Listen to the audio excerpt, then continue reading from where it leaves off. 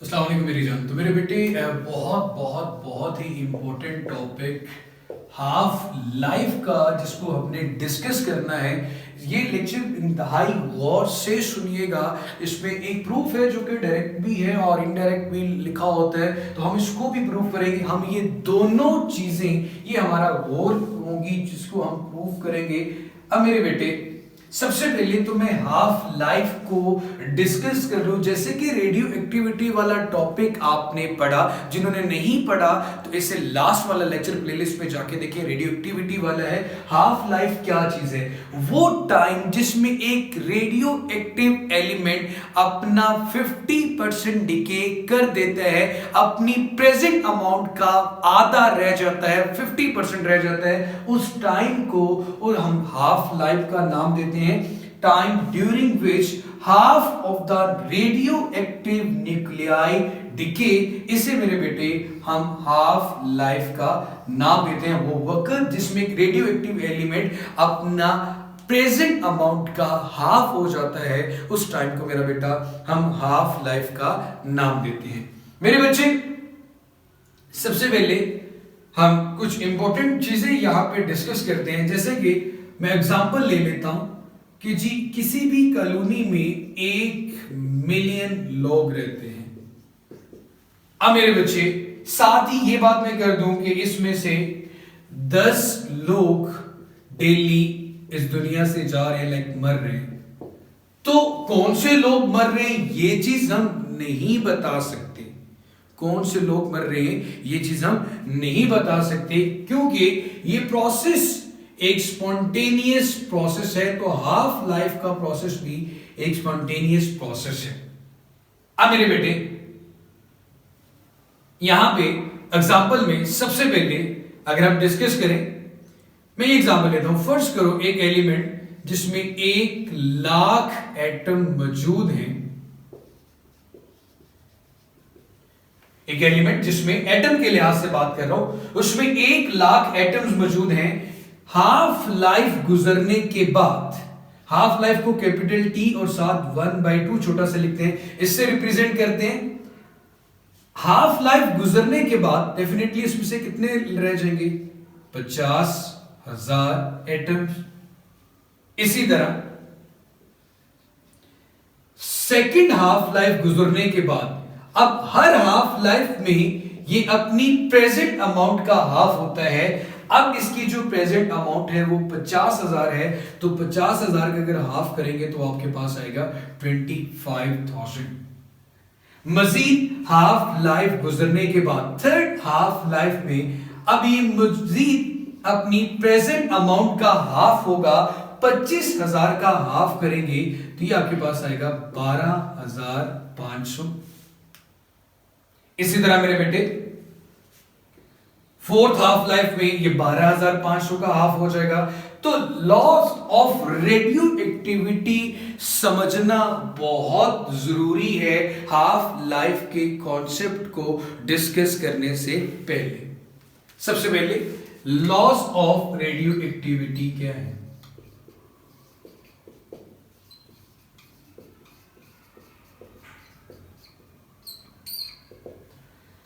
मेरी जान, loss of radioactivity ये है कि कोई भी एलिमेंट कंप्लीटली डिके नहीं हो सकता। No element can not decay completely.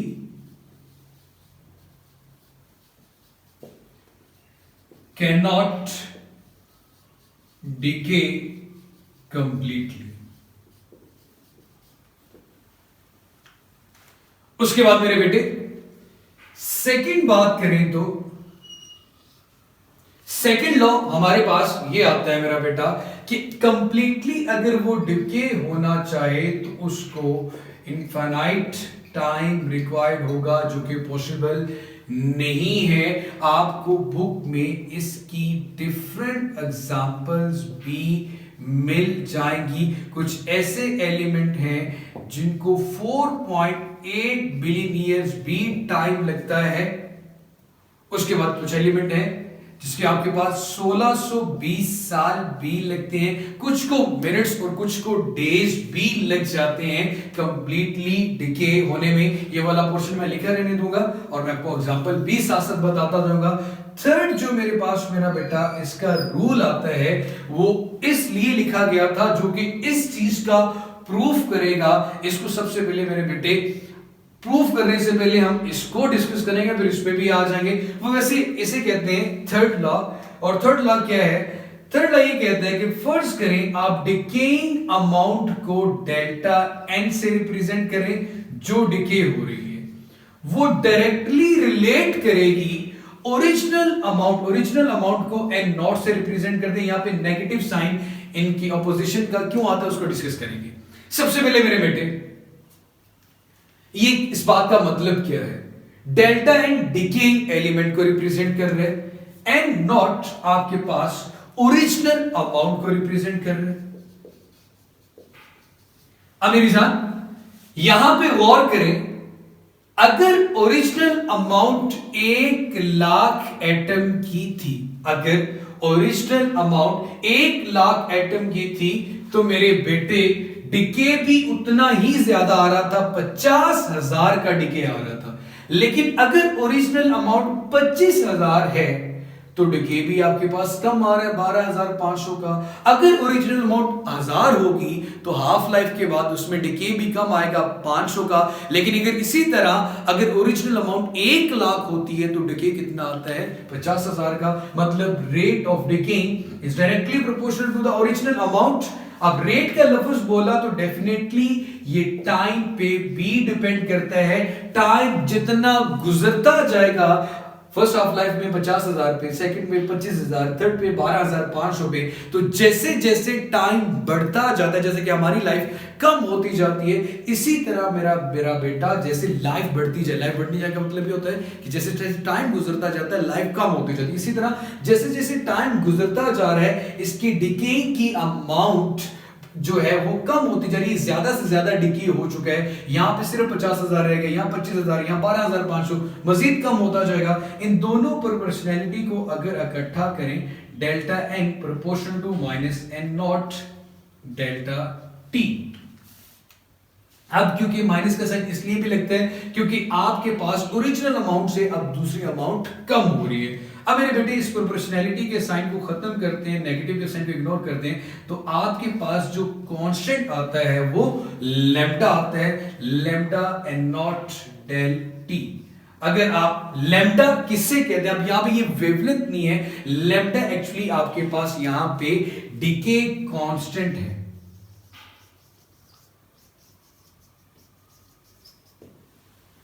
अब मेरे बच्चे अगर आप गौर करें, एन नॉट डेल्टा टी इसके साथ मल्टीप्लाई हो रहा है, इधर आके मेरा बेटा डिवाइड होगा, del N divided by N not into delta T equal आ रहा है आपके पास लैम्डा की। अब डिके कांस्टेंट आपको क्या बता रहा है कि जैसे जैसे आप ये अमाउंट बढ़ाते हैं ये भी बढ़ती जाती है, ये बढ़ेगा तो ये फैक्टर भी इंक्रीज करेगा, तो ratio will always remain constant, इसलिए इसे डिके कांस्टेंट कहा जाता है। मेरे बेटे याद रखिएगा इसका जो यूनिट आता है वो सेकंड इनवर्स है, और मेरे बेटे इसकी जो डायमेंशन आती है वो आपके पास टी इनवर्स है। मेरा बेटा अगर गौर किया जाए तो फ्रीक्वेंसी की और एंगुलर फ्रीक्वेंसी की डायमेंशन भी आपके पास सेकेंड इनवर्स या टी इनवर्स होती है। तो यहां तक हमने बात की हाफ लाइफ में इस थर्ड लॉ की। इस पोर्शन को भी मैं रेस्ट नहीं करता, इसको भी मेरा बेटा मैं लिखा रहने देता हूं। अब हम यहां पे सबसे पहले इसकी बात करेंगे और उसके बाद फिर इस चीज को प्रूफ करेंगे।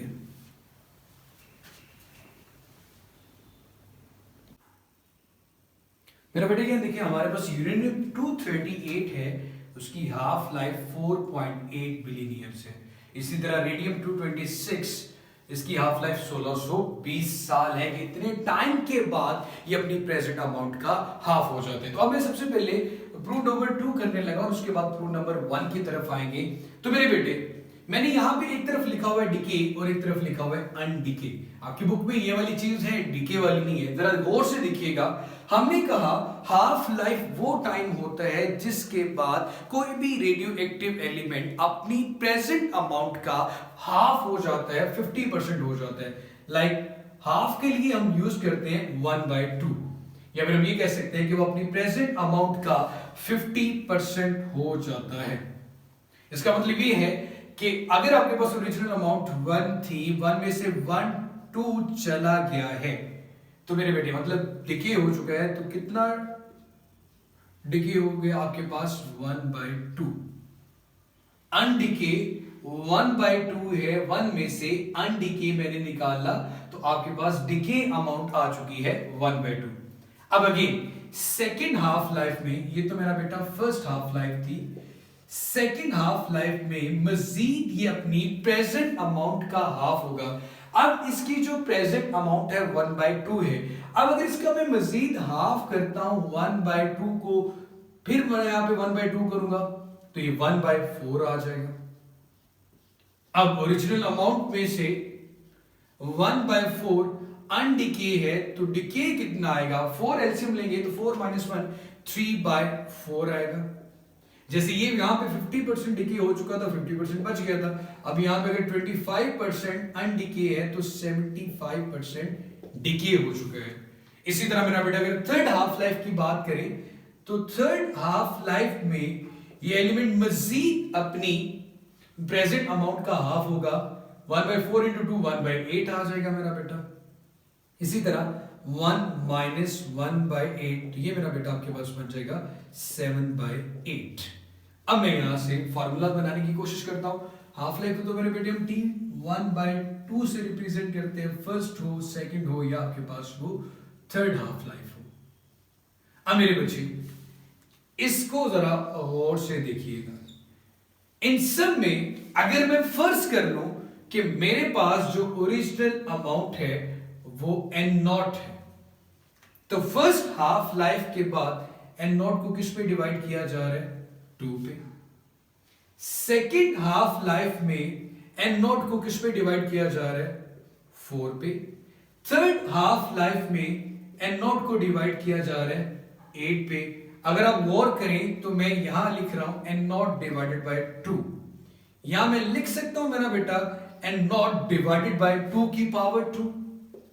इसको लिखा जा सकता है n0 डिवाइडेड बाय 2 की पावर 3। अगर आप गौर करें तो यहां पे 2 की पावर 1 है, यहां पे 2 की पावर 2 है, यहां पे 2 की पावर 3 है। 1 2 3 किसको रिप्रेजेंट कर रहा है, फर्स्ट हाफ लाइफ को, सेकेंड हाफ लाइफ को, या फिर मेरे बेटे थर्ड हाफ लाइफ को। तो सिंपली आप क्या करें, इसको इन जनरली लिख सकते हैं n0 डिवाइडेड बाय 2 रेज की पावर n। n यहां पे रिप्रेजेंट करेगा नंबर ऑफ लाइफ्स को, तो capital N is equal to n0 divided by 2 की पावर n। इस तरह आप मेरा बेटा अनडिके अमाउंट कैलकुलेट कर सकते हैं। मैं यहां पे भी एग्जांपल भी सॉल्व करूंगा। अब डिकेइंग कैलकुलेट करना हो तो यहां पे अगेन n0 से ओरिजिनल अमाउंट 1 थी, n0 से लिख दिया, फिर 1 आ रहा था, फिर n0 लिख दिया, डिवाइडेड बाय 2 आ रहा है, अगले पे डिवाइडेड बाय 4 आ रहा है, फिर डिवाइडेड बाय 8 आ रहा है। इसी तरह n0 minus n0 divided bye 4, n0 minus n0 divided by 8। तो मेरे बच्चे अगर गौर करो तो इन तीनों में n0 n0 n0 कैंसिल, जो कॉमन आ रहा है, तो यहां पे बचेगा 1 माइनस 1/2। इसको मैं 2 की पावर 1 लिख लेता हूं। यहां पे आपके पास आएगा n0 1 माइनस 1/4, इसे लिख सकते हैं 2 की पावर 2। फिर आ रहा है 8, तो इसको लिख सकते हैं 1 माइनस 2 रेज की पावर 3। तो अगर गौर करें तो इन जनरली अनडिकेइंग अमाउंट कैलकुलेट करने के लिए भी n0 1 माइनस 1/2 की पावर n आ रहा है। तो ये मेरा बेटा आपके बुक में नहीं होता। मोस्टली जो न्यूमेरिकल होते हैं वो आपके इस फार्मूला से रेलेवेंट होते हैं। एक न्यूमेरिकल एग्जांपल जो मैं आपके सामने सॉल्व करना चाहता हूं वो जरा देखिएगा। न्यूमेरिकल एग्जांपल क्या बताती है आपको कि सपोज आप ये फर्ज कर लें कि एक कोई भी एलिमेंट जिसकी हाफ लाइफ आपके पास 8 दिन है, 8 डेज है। हाफ लाइफ आपके पास मेरा बेटा कितनी है, 8 डेज है। उसकी जो ओरिजिनल अमाउंट है वो मेरा बेटा आपके पास 100 मिलीग्राम है। वो कहते हैं कि आप मुझे ये चीज बताएं कि 48 दिन गुजरने के बाद, 48 डेज गुजरने के बाद कितनी अमाउंट 100 में से बच जाएगी, एन आपने कैलकुलेट करना है। अगर पहली हाफ लाइफ मतलब 4 दिन गुजरने के बाद तो 50 रह जाएगा, मजीद गुजरने के बाद कम होता जाएगा, लेकिन वो कह रहे हैं 48 दिन गुजरने के बाद। सबसे पहले एन का फॉर्मूला मेरा बेटा क्या है, n is equal to n naught divided by 2 raise की पावर n। अब अगर आप यहां पे गौर करें तो आपके पास ओरिजिनल अमाउंट तो है, लेकिन n जिसे आप नंबर ऑफ लाइफ्स कह रहे हो, हाफ लाइफ्स कह रहे हो, वो नहीं है। तो इसको कैलकुलेट करने का सबसे आसान ट्रिक क्या है मेरा बेटा, अगर ये देखिए हाफ लाइफ है 8, अब टाइम आ चुका है 48 डेज का, मतलब ये नहीं पता कि सेकंड है, थर्ड है, फोर्थ है, फिफ्थ है, सिक्स है, ये सेवंथ हाफ लाइफ है, मतलब half life second, third, fourth हो सकती। कितने टाइम ये ज्यादा है, आप टोटल को इसके साथ डिवाइड कर दो तो आपके पास मल्टीप्लीकेशन, मतलब मैं ये कहता हूं फर्स्ट करें 48 को 8 पे डिवाइड करता हूं तो 6 आ रहा है, तो इसका मतलब है ये 8 टाइम्स आपके पास ज्यादा आ रहा है, ये 6 टाइम आपके पास ज्यादा आ रहा है। तो आप नंबर ऑफ लाइफ्स कैलकुलेट करने के लिए सिंपली इसे टाइम इलेप्स्ड भी कहते हैं, 48 को डेल टी को डिवाइड कर दे हाफ लाइफ के साथ, तो 48 डिवाइडेड बाय 8 आपके पास n की value, number of half lifes की वैल्यू आपके पास मेरे बच्चे 6 आ रही होगी। अब अगर मेरा बेटा इसमें फॉर्मूला में वैल्यूज पुट करें, एन नॉट की वैल्यू आपके पास 100 मिलीग्राम है, n की वैल्यू 2 की पावर 632 होता है, आप इसको डिवाइड करेंगे आंसर आएगा 0.3125 मिलीग्राम। तो इस तरह मेरा बेटा आप इसका प्रूफ भी कर सकते हैं और इसको न्यूमेरिकली सॉल्व भी कर सकते हैं। अब मेरा बेटा जो अगले ही स्लाइड पे आप लोगों के साथ मैं डिस्कस करने जा रहा हूं वो है जी half life is equal to 0.693 over lambda है। प्री इंजीनियरिंग के स्टूडेंट को तो बड़े अच्छे से समझ आ जाएगी, मेडिकल के स्टूडेंट के लिए मैं कोशिश करूंगा कि उनको भी बड़े अच्छे से पता चल जाए, क्योंकि थोड़ी सी इंटीग्रेशन के यूज से इसका प्रूफ होगा।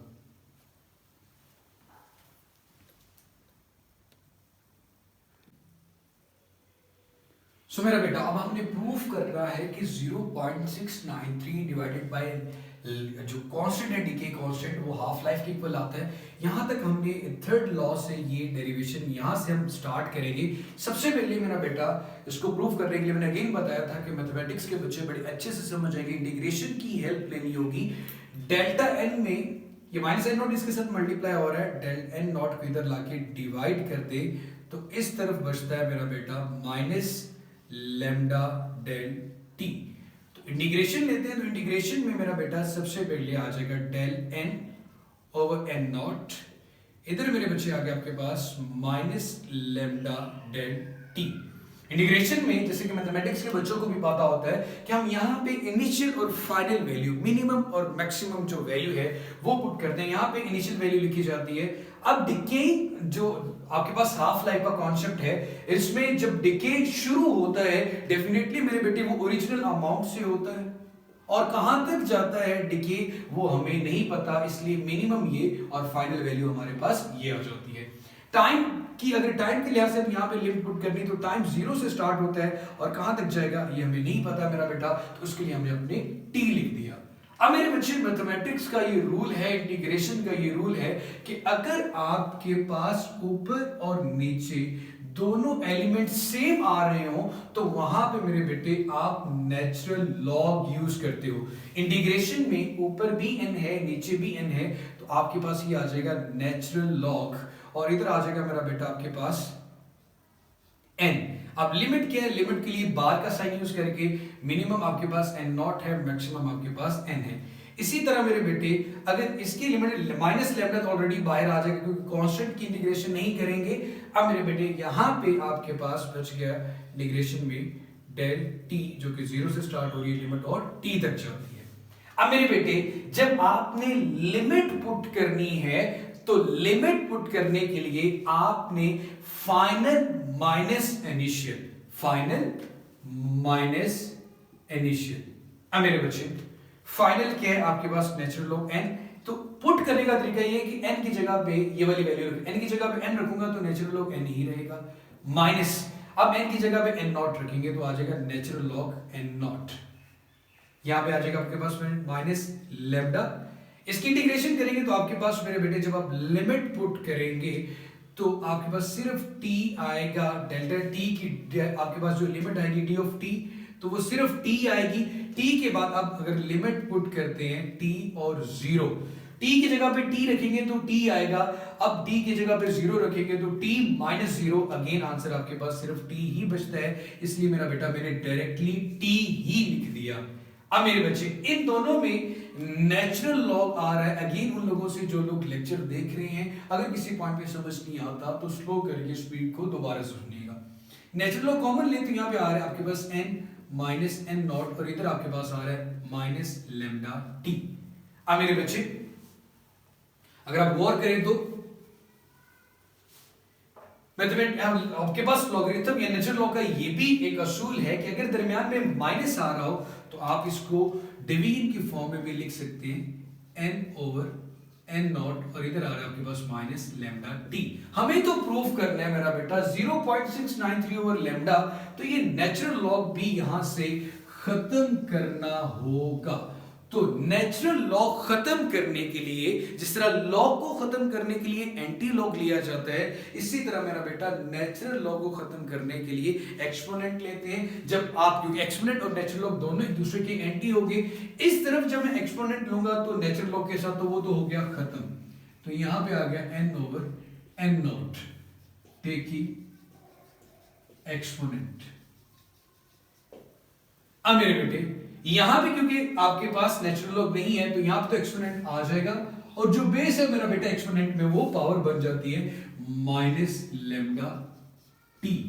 टी स्मॉल टी आ रहा है आपके पास, ये लिख दिया मेरा बेटा मैंने, n over n not is equal to minus lambda T आ गया। अब मेरी जान मजीद इसको आसान करने के लिए आपने करना क्या मेरा बेटे, ये n नॉट इधर डिवाइड हो रहा है, दूसरी तरफ जाके मेरा बेटा ये मल्टीप्लाई हो जाएगा, तो n is equal to n not e minus lambda T आ गया।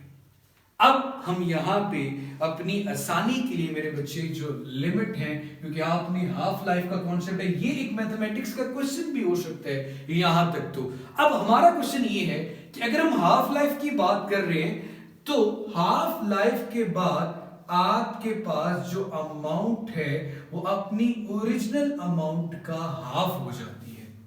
जो आपके पास यहां पे n बचेगा वो अपनी ओरिजिनल अमाउंट का हाफ हो जाएगा। ये पॉइंट समझने वाला है, हमें यहां पे लिमिट पुट करने लगा हूं कि n किसके इक्वल आएगा और t किसके इक्वल आएगा, तो हाफ लाइफ में ओरिजिनल अमाउंट का हाफ हो जाता है और t मेरा बेटा आपके पास आएगा t 1/2, मतलब हाफ लाइफ की बात करें तो 1/2 से लिखते हैं। यहां पे मेरे बच्चे मैं n की जगह पे जैसे इक्वेशन ए कहता हूं, इक्वेशन ए में अगर वैल्यूज पुट करता हूं तो इक्वेशन ए में जब मैं वैल्यूज पुट करता हूं तो ये आ रहा है n नॉट डिवाइडेड बाय 2, इधर आएगा n नॉट और इधर आ रहा है माइनस लेम्डा और इधर लिखूंगा t 1/2। n नॉट के साथ मेरे बेटे कैंसिल हो जाएगा, 1/2 will be equal to e minus lambda t 1/2। अब मेरे बच्चे मैं इस माइनस को अगर खत्म करना चाहूं तो वैल्यूज को उल्टा देता हूं, रेसिप्रोकल ले लेता हूं, 2/1 तो 2 आ जाएगा, मतलब 2/1 ऐसे। इसकी वैल्यूज को उल्टाऊंगा, ये नीचे आएगी 1/e माइनस लेम्डा t 1/2 और ऊपर शिफ्ट, फिर दोबारा अगर ऊपर शिफ्ट कर दूं तो ये वैल्यू आपके पास प्लस हो जाएगी, माइनस प्लस में चला गया तो ये आएगा लेम्डा t 1/2। अब काम हमारा काफी आसान हो गया है। अब अगेन एक्सपोनेंट यहां पे कंफ्यूज कर रहे हैं, t 1/2 भी आ गया, लेम्डा भी आ गया है। एक्सपोनेंट को खत्म करें, जिस तरह नेचुरल लॉग को खत्म करने के लिए एक्सपोनेंट लिया था, अब एक्सपोनेंट को खत्म करने के लिए नेचुरल लॉग लेंगे। सो मेरे बेटे taking natural log on both sides, मेरे बेटे इधर आ गया नेचुरल लॉग 2 और इधर एक्सपोनेंट और नेचुरल तो आपस में कैंसिल हो जाएंगे। बेस में जिस तरह एक्सपोनेंट लेते हुए ये पावर बन गया था नंबर, ये वाला मेरा बेटा यहां पे देखिए, तो अब ये जो पावर है ये नंबर बन जाएगी लेम्डा हाफ लाइफ। अब नेचुरल लॉग 2 कैलकुलेटर से अगर आप ले तो आपके पास आंसर आ रहा होगा 0.693 और लैम्डा इधर आके क्या हो रहा है डिवाइड, तो आपके पास हाफ लाइफ का नया फॉर्मूला जो कि प्रूफ कुछ बुक्स में है कुछ में नहीं है वो भी प्रूफ हो गया। अब मेरे बेटे अगेन इस चीज को सुन ले, समरी में क्या है कि आपने थर्ड लॉ से delta N is equal to minus N, आपके पास R N not lambda delta T से स्टार्ट किया, इंटीग्रेशन की, तो आपके पास ये प्रूफ आ गया। हाफ लाइफ वो टाइम जिसमें कोई भी रेडियोएक्टिव एलिमेंट अपनी जिंदगी का अपनी हाफ हो जाता है, 50% हो जाता है, उस टाइम को हम हाफ लाइफ कहते हैं। अभी तक अगर मेरा बेटा आपने हमारा चैनल सब्सक्राइब नहीं किया तो एम एन नज़ीर चैनल को भी ज़रूर सब्सक्राइब कर लें। खुश रहें, जीते रहें, आबाद रहें। अल्लाह ताला आप सबका हामी नासिर हो। अल्लाह हाफिज़।